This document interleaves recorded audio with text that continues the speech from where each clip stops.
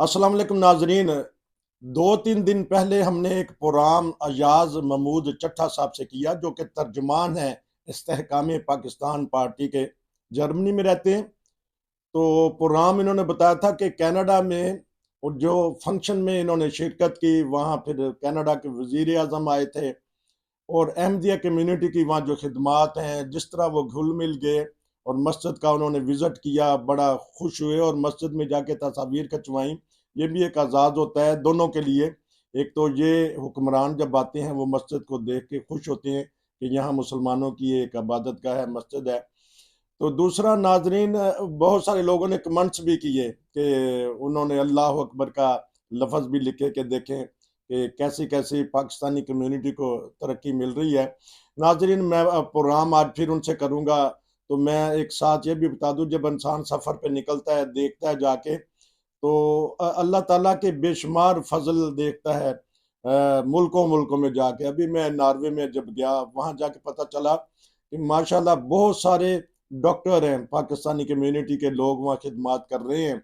और बिलखसूस जो जमात अहमदिया के अफराद हैं, नौजवान हैं, बच्चे बच्चियाँ हैं, वो बड़ी तरक्की कर रहे हैं।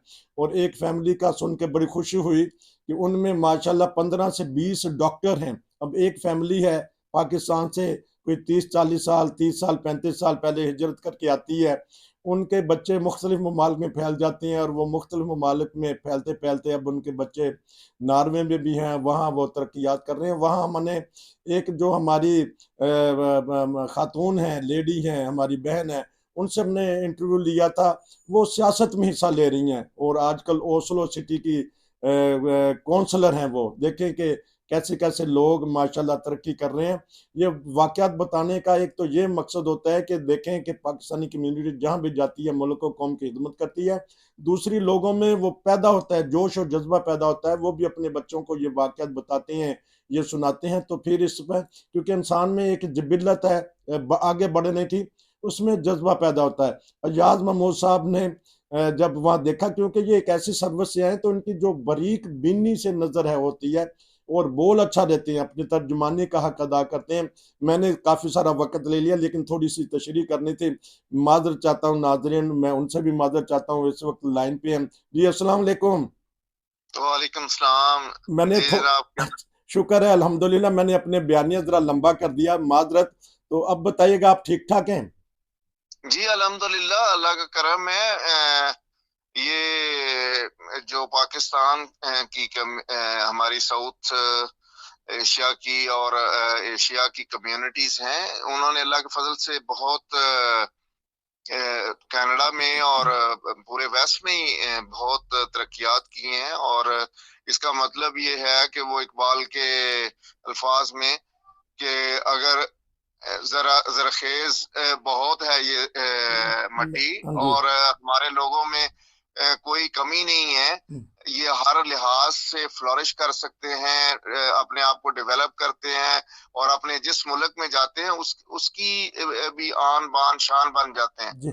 तो ये बहुत बड़ा कई जिस तरह आपने जिक्र किया या नॉर्वे का, कनाडा में भी मैं आपको बताऊं कि हमारी बहुत सारे मेंबर ऑफ पार्लियामेंट हैं। उसमें जो पाकिस्तान से रिलेटेड है, मेरे एक दोस्त भी थे वो, तो मुझे भी उस वक्त मोटिवेट करते थे, क्योंकि हमारी एक एसोसिएशन थी वहाँ, Pakistan arm forces of Canada. तो उसका मैं एग्जीक्यूटिव डायरेक्टर था अच्छा। कुछ 4 साल के अरसा के लिए। तो उस दौरान में चूंकि हमारी तमाम जो डायस्पोरा है और जो बड़े लोग नोटेबल्स हैं, जिसमें एक सेनेटर भी थी पाकिस्तानी ओरिजिन की, अच्छा। और इस तरह से वहां पे मेंबर ऑफ पार्लियामेंट पाकिस्तानी वो शफीक कादरी साहब थे। जी। इसी तरह एक सस्काटून में हमारे हैं एक मेंबर ऑफ पार्लियामेंट सूबाई उसमें। तो इन तमाम दोस्तों से राब्ता रहता है, और वो मैं तो इनके साथ उनकी पॉलिटिकल सपोर्ट में भी काम करता रहा जहां तक तौफीक मिली। फिर मैं जब वहां से चूंकि मूव मुझे होना पड़ गया पाकिस्तान, और फिर वहां से जर्मनी, और अभी मेरे दोनों स्टेशन पे मूव करता रहता हूँ। तो इसलिए ये भी एक अल्लाह ताला का फजल है कि जब मैं वहां गया था तो एक इंटरव्यू आपकी तरह चैनल था, उसने किया था कि एज ए सक्सेसफुल इमिग्रेंट के एक बहुत जल्दी आके अपने सोशल सर्कल के अंदर और जो अपनी कम्युनिटी है या अपना न्यू आप समझ लें कि कंट्री कह लें या जहाँ पे भी आप जहाँ के रेजिडेंट हैं, तो उस जगह को उस सोसाइटी के लिए आप एक किस्म की एसेट बने, लायबिलिटी ना बने। और यही मेरा पैगाम है हमारे नौजवानों को भी, जो यहाँ दूसरी जनरेशन है। लेकिन कनाडा में ये मैं बताना चाहता हूँ कि अल्लाह के फजल से हमारी कम्युनिटी में बहुत अभी वहाँ पे अवेयरनेस है। अच्छा। और मैं जहाँ पे भी ये मेरा मैसेज आता है, मैं उनको कहता हूँ कि हर महकमे में और हर फील्ड में जाएं, साइंस में, जर्नलिज्म में, आर्म फोर्सेस में। तो हमारे कुछ कोलीग, मेरे एक नेवी के कोलीग हैं, अच्छा। वो वहां पे कनाडा की सर्विस उसमें सर्व कर रहे हैं।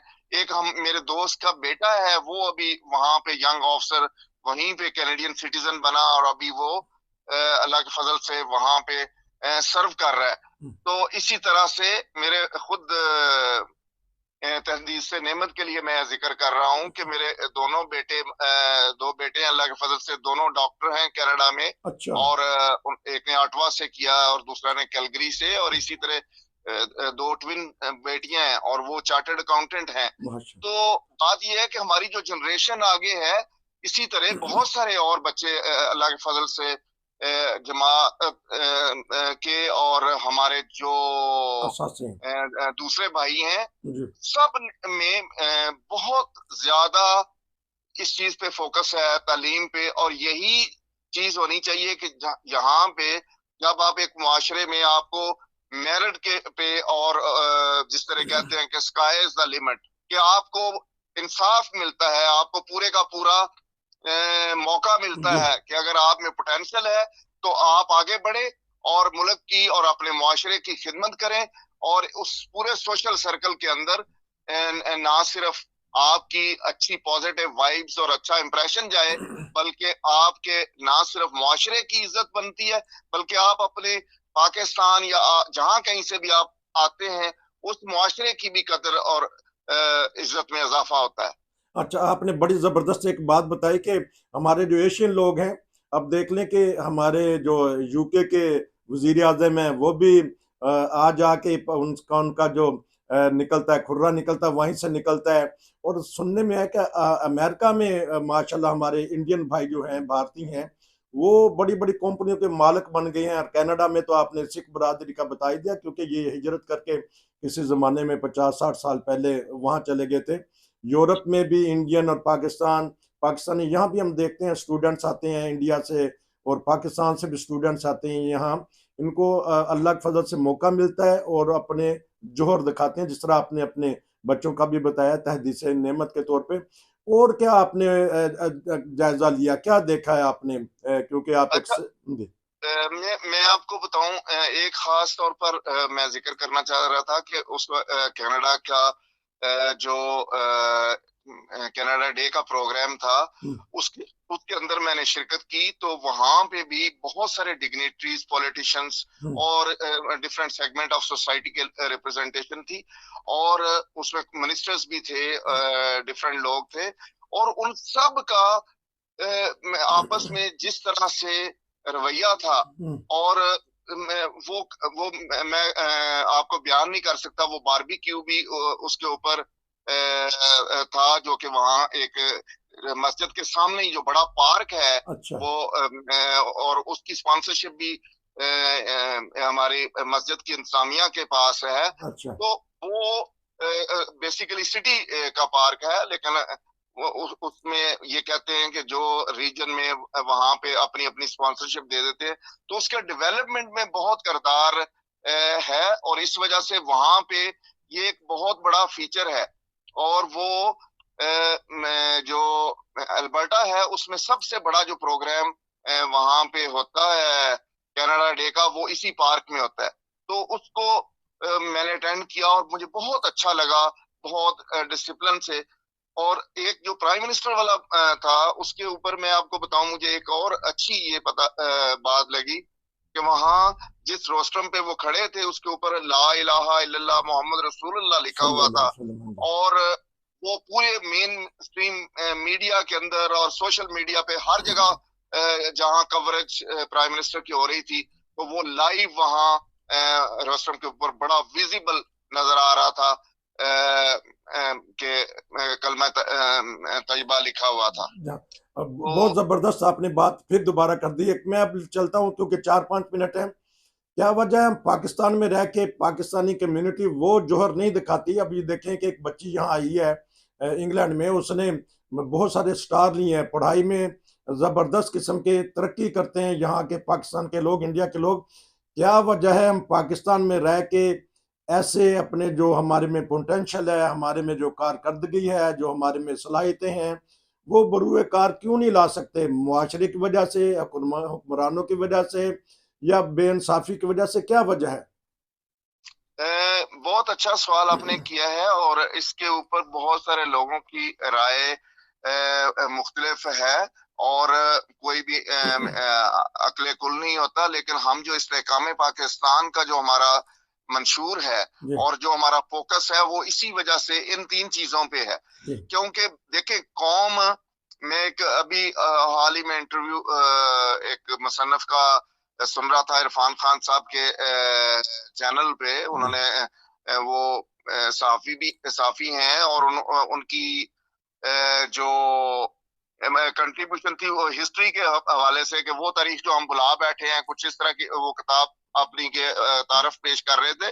तो उसके अंदर बहुत खूबसूरत उन्होंने बात की कि एक कौम में मुख्तलिफ तरह के लोग होते हैं, और यही हमारा पैगाम है कि बुनियादी तौर पर कभी भी एक मुल्क के अंदर एक कौम नहीं होती, एक मजहब नहीं होता, लेकिन वो कौम सब रंगो नस्ल से तमाम लसानी और मजहबी और फिरका वाराना इन चीजों की तकसीम नहीं करनी चाहिए, बल्कि ये आइडेंटिटीज हैं। हर कोई अपने डोमेन में अपनी आजाद है, वो प्रैक्टिस करे कि, और इंटरफेथ, उस दिन भी मैंने बात की थी, हार्मनी हो, और ना सिर्फ इंटरफेथ हो बल्कि रीजनल भी, यानी लसानी बुनियादों पे भी कोई अगर पठान है तो वो भी उतना ही खूबसूरत हिस्सा है पाकिस्तान का, बलोच है, हम सब इकाइयां हैं।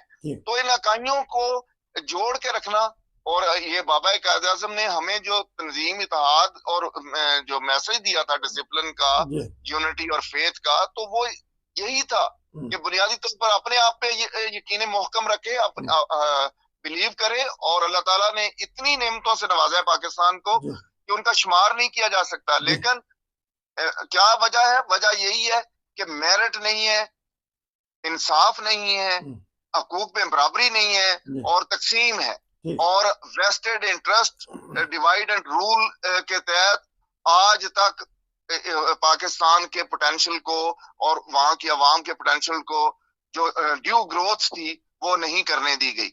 अब मेरा ख्याल है कि बहुत एक रियलाइजेशन है, मुआशरे के अंदर अवेयरनेस है, और लोग शिद्दत से इस बात का मुतालबा भी कर रहे हैं, और जो पावरफुल सेक्टर्स हैं उनको अल्लाह ताला करे कि मजीद आगाही हो।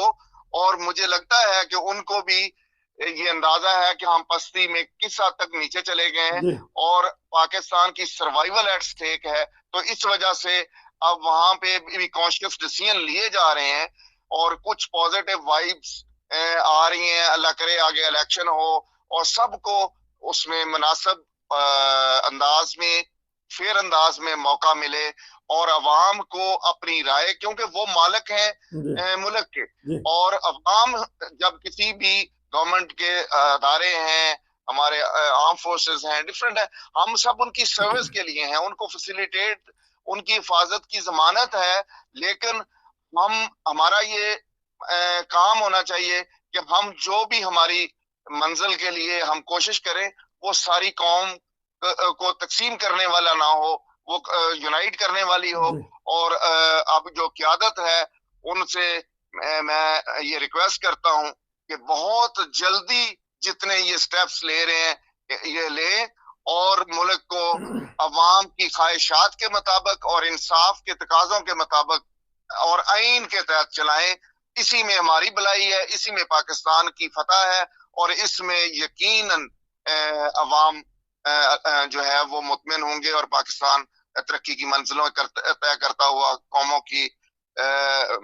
की अगली सफ में शामिल हो सकता है। आपका बहुत शुक्रिया। नाजरीन, मैं इनसे तबसरा भी लूँगा कि जो आजकल हालात हो रहे हैं, वज़ीर दाखिला, वज़ीर आज़म और जो एक्शन कमेटी का कल इजलास हुआ है, उसके ऊपर भी एक तबसरा लेंगे। लेकिन आखिर में यही इन्होंने कहा कि पाकिस्तान बका इसी में है, पाकिस्तान की बका इसी में है कि सबको बराबरी के हकूक़ दिए जाएँ। यही तहरीक इस्तेहकाम, यही इस्तेहकाम पाकिस्तान पार्टी का मंशूर है। इनके मंशूर के बारे में पहले भी हमने बात की है। तो क्योंकि वक्त ख़त्म हुआ, तो मैं अगली दफ़ा फिर आपसे पता करूँगा कि पाकिस्तान में क्या तब्दीली आए।